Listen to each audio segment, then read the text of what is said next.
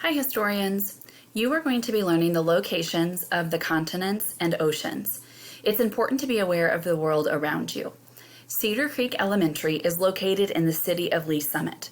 Lee Summit is in the state of Missouri, and then Missouri is located on the continent of North America.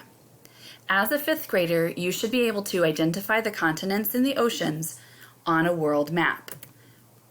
So your ultimate goal is going to be to look at a map, and if there were no words on the map, you would be able to point to each continent and name it, and point to each ocean and name it. The continents. About 1/3 of the earth is made up of land areas. The large land areas are called continents. There are 7 continents. Here are the 7 continents.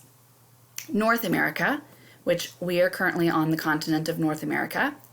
Then there's South America, Europe, Asia, Africa, Australia, Antarctica.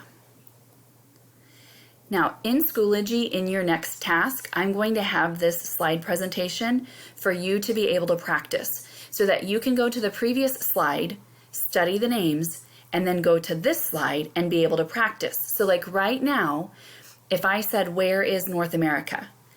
Can you look at the map and point to North America? This is North America. So in the next task, you will be doing that on your own.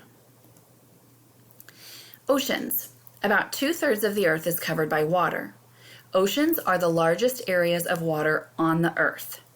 There are 5 oceans. So there's the Pacific Ocean, which this is Pacific Ocean over here too. Atlantic Ocean, Southern Ocean, Arctic Ocean, and Indian Ocean.